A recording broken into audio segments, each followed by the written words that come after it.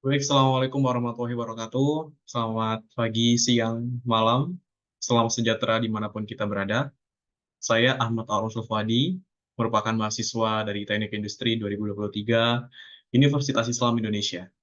Adapun saya di sini akan membawakan materi terkait sensor penglihatan dan pendengaran dari manusia sebagai penugasan mata kuliah biologi, anatomi, dan fisiologi, beserta bagaimana kasusnya yang terjadi di industri ataupun di dunia nyata yang kita hasilkan solusi juga dari permasalahan tersebut. Saya akan share screen. Oke.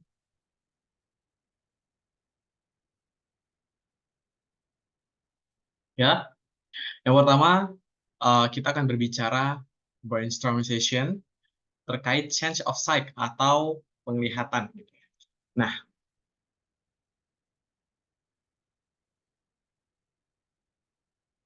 Nah, sebenarnya eh, kita kita bicara penglihatan adalah sebuah organ yang ada pada diri manusia, yang mana ilmu ini berkaitan dengan anatomi dan fisiologi. Nah, anatomi dan fisiologi itu seperti apa sih? Anatomi dan fisiologi merupakan ilmu yang mempelajari tentang struktur tubuh, gitu, tentang fisiologi, yang juga merupakan organ dari tubuh, fungsi-fungsi organnya, serta pada sistem organ penglihatan mata pada khususnya sense of sight, yang memiliki dimensi hampir bulat dengan diameter kurang lebih 2,5 cm. Bola mata terletak pada bantalan lemak pada sebelah depan, dililingi juga oleh kelopak mata. Kita lihat ini kelopak mata, dan di tempat lain ada tulang orbita. Nah, seperti teman-teman lihat, ada beberapa bagian dari mata, yaitu dinding mata yang terdiri dari kornea, yang fungsinya sebagai selaput yang tembus cahaya, sehingga kita dapat melihat membran upil dan iris. Kemudian juga ada sklera, lapisan pembungkus bagian luar mata, di bagian sini, yang punya ketebalan kurang lebih 1 mm, sangat tipis. Kemudian ada selaput koroid yang juga lapisan yang berpigmen di antara sklera dan iris. Gitu. Fungsinya yang memberikan nutrisi untuk mata. Ada corpus ciliaris yang lapisan tebal, yaitu mengakomodasi untuk proses musculus ciliaris ketika muskulus ciliaris harus berkontraksi. Kemudian ada iris dan ada pupil. Iris itu berfungsi sebagai pengatur bukaan pupil secara otomatis. Jadi ibaratnya itu uh, operator di mana dia harus memberikan perintah pada pupil kapan dia harus membuka pupil itu secara otomatis. Dan pupil itu berfungsi sebagai mengatur cahaya yang masuk ke mata, sehingga kita bisa melihat dengan jelas. Adapun medium dan jaringan mata yaitu dari aqueous humor, suatu cairan yang komposisinya serupa dengan cairan cerebrospinal. Ada juga vitreous humor, yaitu suatu cairan kental yang mengandung air dan inukopolisarida. Inukopolisakarida. Ada lensa juga, yaitu untuk menerima cahaya dari pupil. Jadi, ketika cahaya itu masuk, dia akan diterima dulu oleh pupil. Nah, setelah pupil baru diteruskan ke lensa. Nah, setelah dari lensa, ini akan terus cahaya akan terus masuk kepada retina, di mana fungsi retina adalah sebagai bagian saraf mata, tersusun atas sel-sel saraf dan serat-seratnya. Sel saraf terdiri dari ada sel saraf berbentuk batang, ada juga berbentuk kerucut. Nah, bagaimana sih problem yang terkait dengan mata yang terjadi di dunia nyata, khususnya pada dunia industri? Nah, di sini ada salah satu problem identification, yaitu sebuah masalah indera penglihatan yang dialami oleh pekerja pencucian mobil di Kecamatan Samarinda Ulu, Kota Samarinda, di mana hasil penelitiannya itu mengatakan bahwa sebagian dari 15 responden diperoleh 36 keluhan terkait gangguan terhadap mata di area kerja, khususnya pada profesi spesialis semprot. Berarti di bagian profesi semprot itu lebih sering mengalami gangguan mata. Nah, si peneliti mencoba penggunaan APD dengan kaca Googles. Jadi ada sebuah kacamata Googles gitu dilakukan, dan hasilnya itu dapat mengurangi gangguan terhadap mata setelah pengaplikasian Googles itu digunakan selama 14 hari. Namun, penggunaan kacamata Googles menghambat pandangan pekerja dan kekurangan tali pengait yang udah rusak gitu. Jadi, ada nih kacamata Googles, tapi karena ada kacamata, ketika kita nyemprot air, nyemprot sabun, nah busa-busa dan percikan air itu bakal nempel ke kacamata, dan dia jadi menghambat pandangan dari penyemprot ke mobil.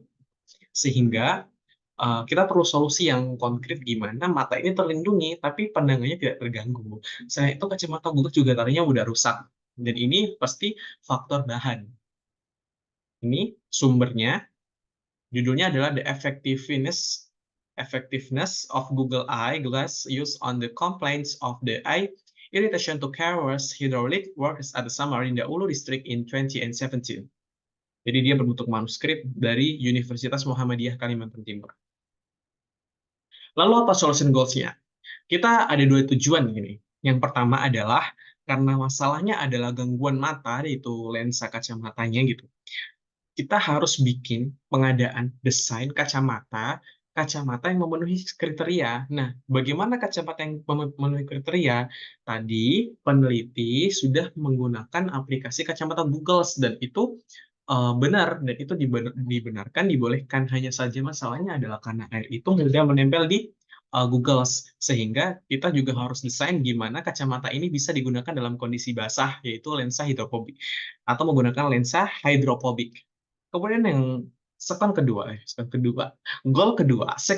adalah karena tadi pengaitnya itu mudah rusak, maka kita juga harus mendesain pengait kacamata itu dengan bahan yang kuat. Pengait antara frame dengan kepala haruslah memiliki sifat kuat, awet, dan tahan air.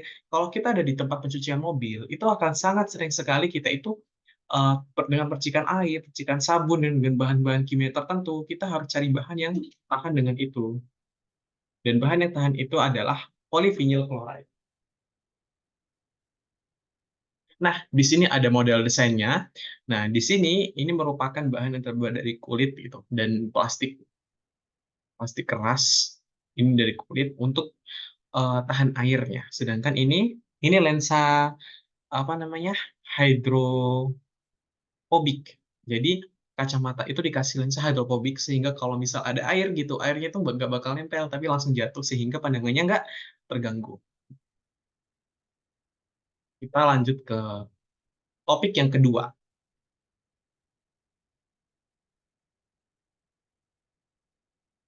Nah, item yang kedua, yaitu kalau tadi kita sudah membahas terkait sense of sight, kita akan bahas mengenai pendengaran, ear.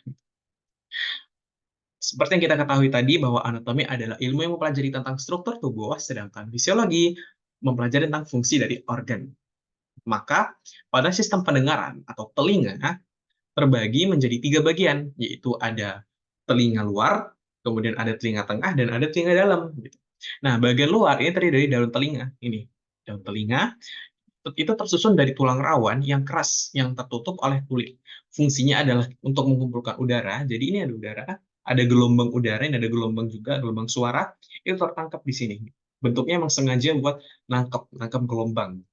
Berfungsi untuk menguasai udara dari lingkungan sekitar dan mengarahkannya ke saluran telinga. Saluran telinga berfungsi sebagai jalur yang mengarah ke telinga dalam. Nah, ada bagian tengah, ada membran timpani, itu sepotong jaringan tipis yang terletak pada akhir saluran telinga, berfungsi menerima gelombang suara yang masuk melalui saluran telinga dan mengubahnya menjadi getaran. Nah, getaran itulah yang bakal dibaca gitu. Ossicle, yaitu dari malleus, incus, dan stapes. Ketiga tulang ini berperan penting dalam mentransmisi getaran dari gendang telinga ke koklea. Kemudian ada tabung Eustachius, yaitu tabung sempit yang menghubungkan telinga bagian tengah dengan bagian belakang hidung. Fungsinya untuk menjaga tekanan udara pada kedua sisi telinga agar tetap seimbang. Bagian dalam ada koklea, yaitu bentuk yang menyerupai siput atau rumah siput dan bertanggung jawab untuk mengubah getaran dari telinga tengah menjadi sinyal saraf. Saluran telinga, saluran setengah lingkaran, seperti 3 tabung kecil yang terhubung, bagian ini memiliki cairan dan dilapisi oleh rambut kecil. Fungsinya membantu untuk menyeimbangkan tubuh. Problem identification.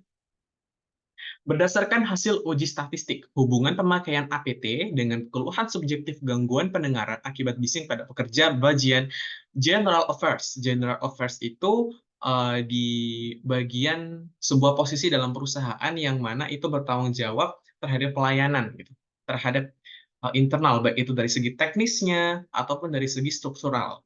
Gitu. Di bagian General Affairs Maintenance di PT X Ciracas Jakarta Timur tahun 2022. Artinya penelitian ini baru saja publish. menunjukkan bahwa nilai p-value sebesar 0,021 yang berarti ada hubungan antara pemakaian APT dengan keluhan subjektif gangguan pendengaran pada karyawan. Hasil odds ratio untuk variabel ini adalah UR 0,111. Maknanya bahwa pekerja dengan pemakaian APT tidak memenuhi syarat 0,11 kali lebih berisiko terkena keluhan gangguan pendengaran dibandingkan dengan pekerja yang pemakaian APT memenuhi syarat. Berdasarkan hasil tersebut dibuktikan bahwa pemakaian APT memiliki hubungan yang keluhan yang subjektif gangguan pendengaran di alih bekerja. Pernyataan ini sesuai dengan teori dari Permenaker Trans nomor 8 tahun 2010 bahwa APD telinga itu juga merupakan alat pelindung yang berfungsi untuk melindungi alat pendengaran terhadap kebisingan dan tekanan. Selain itu, menurut Hamzah 2014, alat pelindung telinga selain digunakan untuk melindungi pemakai dari intensitas kebisingan, juga dapat melindungi dari percikan api dan logam-logam panas. Ini sumbernya. Nah, solusinya apa? Solusinya adalah dia menggunakan earplug, yaitu sebuah APD yang dirancang untuk memberikan perlindungan maksimal terhadap kebisingan tinggi, misalnya di lingkungan industri dan konstruksi. Fungsi utamanya adalah meredam atau memblokir suara yang dapat merusak pendengaran. Kemudian second goal-nya, Projalin adalah menciptakan earplug atau earmuff gitu, yang nyaman untuk digunakan dalam jangka waktu yang lama. Desain ergonomis dan pemilihan bahan yang sesuai dapat meningkatkan kenyamanan dan mencegah pengguna untuk tidak menggunakannya karena ketidaknyamanan. Nah, jadi ini merupakan model earmuff gitu. Earmuff, itu biasanya lebih, worth it gitu ya, meskipun, secara modal, secara dana itu juga pasti lebih mahal. Namun karena penggunaannya juga seluruh telinga itu tertutupi, kalau earplug hanya bagian lubangnya aja gitu dan bahkan biasanya sekali pakai. Namun kalau earmuff karena di sini gitu, dia bisa digunakan, dalam periode yang lama dibandingkan dengan earplug. Nah, demikian merupakan presentasi terkait dari fungsi organ penglihatan dan pendengaran pada mata kuliah anatomi dan fisiologi di Teknik Industri 2023 di Universitas Islam Indonesia. Kami selaku mahasiswa Teknik Industri mempelajari bagaimana peran dari ilmu biologi penglihatan, biologi pendengaran yang nantinya pasti akan sangat berpengaruh bagi karyawan, bagi dunia industri, bagi para pelaku-pelaku penggiat industri. Dan tentunya dari presentasi ini kami hasilkan inovasi, kami hasilkan ide baru yang mungkin nanti bisa diteliti lebih lanjut. Oke, oleh karena itu teman-teman, Bapak Ibu dosen, Bapak Ibu yang melihat video saya, adapun saya sangat membutuhkan koreksi gitu.